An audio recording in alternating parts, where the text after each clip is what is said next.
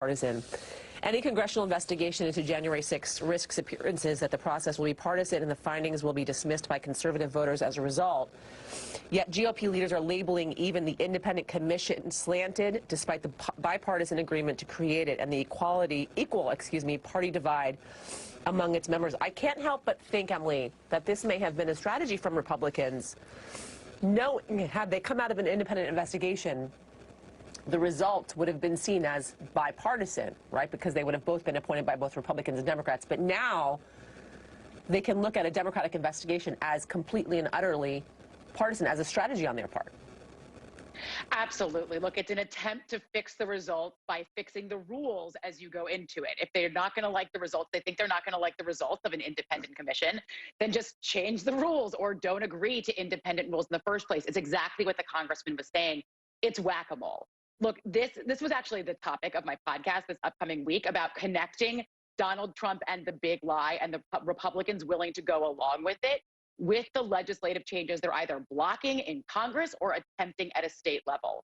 Republicans are trying to change the rules in voting once again at the state level based on it, and trying to block any changes like an independent commission, like the For the People Act, the democracy reform bill that's up in the Senate.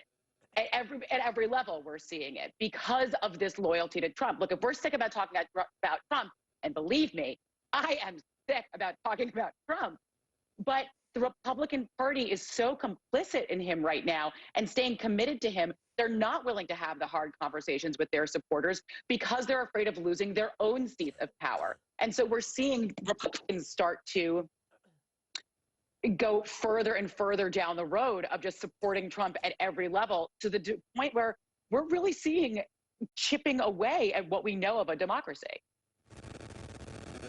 David Jolly, I want you to weigh in on some of this polling because I think it's astounding. Yahoo YouGov poll on who the GOP blamed for the Capitol riots. 23%, almost one in four say Trump is to blame. 52%, over half, say Trump is not to blame at all. And that left-wing protesters, 73% saying this, are trying to make Trump look bad. 73% say left-wing protesters were trying to make Trump look bad. I go on. Ipsos poll on who the GOP think is the true president. Over half of Republicans believe Trump is the true president, David Jolly. Yeah, look, Republican voters are not making these decisions in a vacuum. They are listening to Republican leaders. And let's be very clear, it was Republicans that stormed the Capitol. It was not Democrats that stormed the Capitol. It was not Democratic-leaning activists. Donald Trump is responsible for the events of January 6th. He laid the predicate with the big lie. His political organization issued the invitation for people to come to Washington on January 6th. And then he spoke at the rally and said, go to the Capitol with strength, not with weakness. I will tell you regarding the January 6th commission, though, I think the politics on the Republican side are just getting warmed up. They want this to be a Democratic-led Democratic-led special committee in the Congress, because I wouldn't be surprised if they refuse to testify. Even though the committee will have subpoena power, now that it's a House committee, if Kevin McCarthy is called to testify, he will likely invoke privileges that are afforded certain members to not be subpoenaed by a committee. And look, who knows how that turns out? But what we know from the Don McGahn testimony is this could be litigated for years. This is all about the politics of 2022. Republicans are gambling that the American people will care less about them filibustering an independent commission than what they would care about learning from an independent commission. So I expect Republicans to continue to forestall this as long as they can and paint it as a Democratic investigation solely for partisan measures. Daniel Littman, talk to me about the filibuster here. This was the first filibuster for the Republicans. We certainly know it's not going to be the last. How does this filibuster debate loom over this overarching conversation, especially when we're looking at major legislation the Biden administration wants to get through, major spending legislation the Biden administration wants to get through that Republicans have already been vocal about they're not for? It just gives much more ammunition to the Democratic senators who are saying enough is enough. We can't have these types of fake filibusters where it's not even a real filibuster. It's just basically, not a talking exercise where senators are speaking for 24 hours straight. This is more just in the Senate rules as adopted. It's not in the Constitution at all. And Democrats are getting tired of having this block their agenda in terms of voting rights, gun control, other issues. And so I think they're waiting to see if they can reach an infrastructure deal. And if they can't, they'll pass that through reconciliation, but it just gives much more energy to people on the left to say this is not democratic. Emily, let me read for you from the Washington Post talking about the filibuster and saying, listen, it's not essentially that easy. And even if the Democrats were to get rid of the filibuster, they'd still need to have a majority, and they have some outliers. Joe Manchin, I should mention. Republicans saying here, and even some Democrats argue it's not that easy, and that advocates of getting rid of the filibuster don't acknowledge another problematic reality for the party. Senate Democrats don't currently have the 50 votes needed to pass major parts of the Biden agenda, even if they scrap the 60-vote threshold. A real reality, Emily, for the Democrats.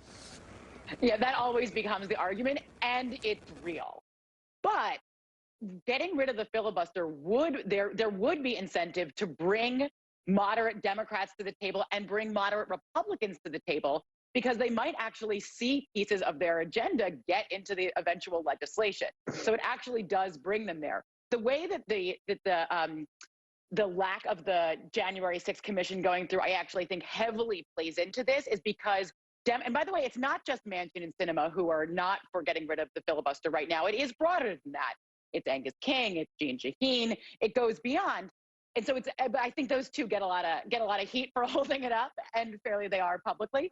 But the way I think it plays in is because they're holding on to it for two things, saying, one, the filibuster actually brings a possibility of working with Republicans and bipartisanship together. So they're waiting to see, as Dan pointed out, they're waiting to see if that plays out in the infrastructure bill. I think the total nonpartisan commission failing kind of undercuts waiting to see if anything happens on infrastructure. But the other argument they make is that anything that is done to us will come back to us tenfold. So they're worried that if Democrats scrap the filibuster, Republicans will take over the Senate in the next election, and then it's just going to be total mayhem. I think that is also like a little bit outdated as an argument at this point after the Supreme Court. Like, Republicans won't agree to anything they said yes to 5 minutes ago. Anything they said they supported under the Trump administration, they can't even get to on principle under a Biden administration, and pushing through, holding up Garland and then pushing through their own nominees. So that's kind of outdated. So I think the inability to move forward with a bipartisan commission does kind of kill any arguments that are left, and I think may end up pushing some of these moderate Democrats over the line into killing the filibuster. Dave Jolly, I got to read for you from the Huffington Post, because this reality is astounding, especially when you think about the midterms and